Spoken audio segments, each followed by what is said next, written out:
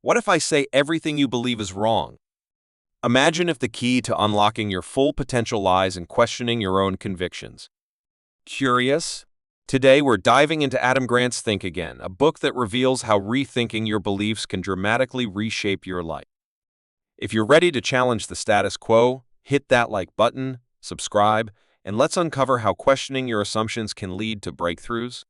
He's a top-rated professor at Wharton, a renowned organizational psychologist, and he's written multiple bestsellers like Give and Take and Originals. He's someone who studies how people work, think, and succeed.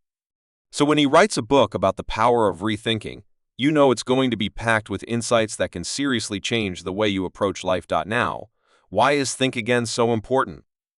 In today's fast-paced world, where everything is constantly changing, whether it's technology, work, or even social norms, being able to rethink and unlearn is more crucial than ever. This book isn't just about learning new things. It's about unlearning the old, questioning what we know, and staying curious. If you're looking to grow, adapt, and thrive, Think Again is the blueprint you need. So, let's break down this incredible book and see how rethinking your beliefs can transform your life. Trust me, by the end of this video, you might start questioning everything you thought you knew. Let's kick things off with a little story. Picture yourself in a heated debate. Maybe it's with a friend, a colleague, or even a stranger online. You're in full preacher mode, passionately defending your beliefs. Or maybe you're the prosecutor, determined to prove the other person wrong. Or are you the politician, saying what you think others want to hear just to win them over? But here's the kicker. None of these mindsets help you grow. Grant suggests that instead of being a preacher, prosecutors, or politicians, we should think like a scientist. A scientist doesn't cling to their ideas. They test them. They're curious. They're open to being wrong if the evidence points that way. Now imagine applying that to your life. Instead of being stuck in your ways, you start treating your beliefs like experiments. You question them, you test them, and when new evidence comes along, you're ready to adapt. That's where real growth happens, not in being right, but in being willing to rethink. Now, let's talk about confidence. We all know that one guy, the armchair quarterback. He's sitting on his couch, yelling at the TV, convinced he knows better than the actual players on the field. His confidence is through the roof, but here's the funny part, he's usually dead wrong.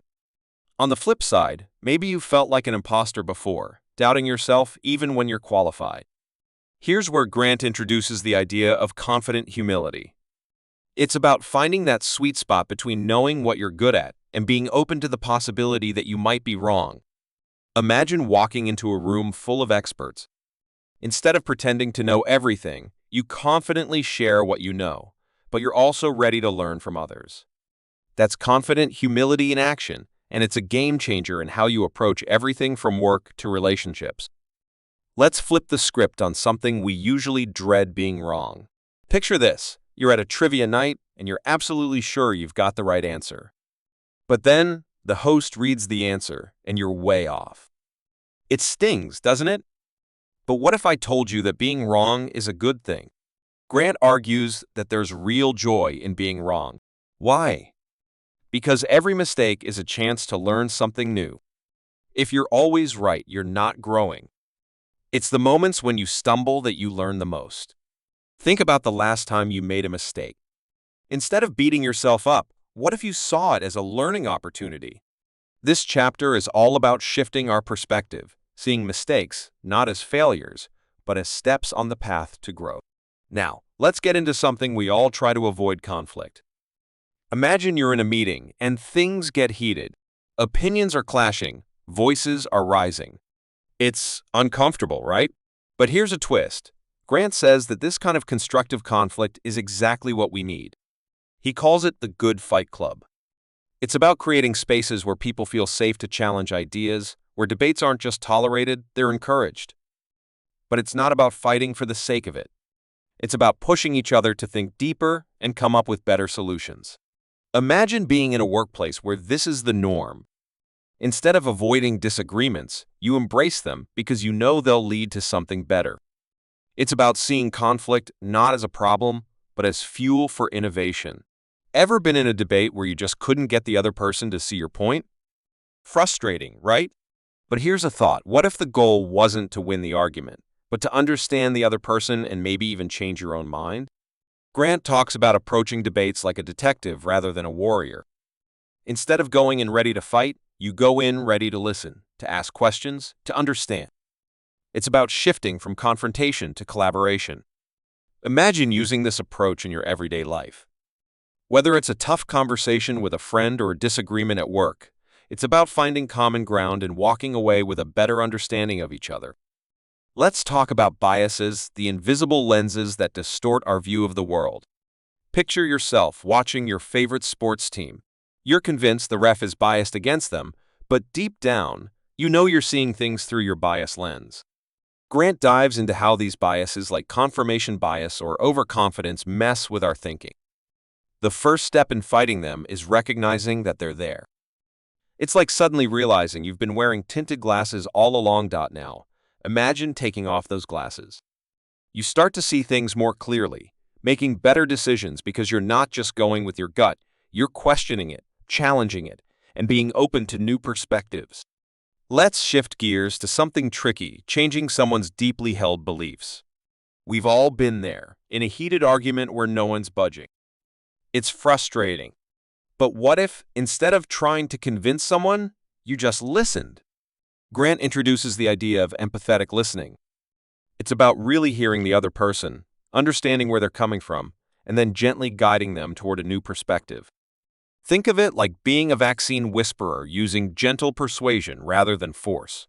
This approach can work wonders, not just in debates, but in everyday conversations. It's about building bridges instead of walls, and maybe even helping someone rethink something that's been holding them back.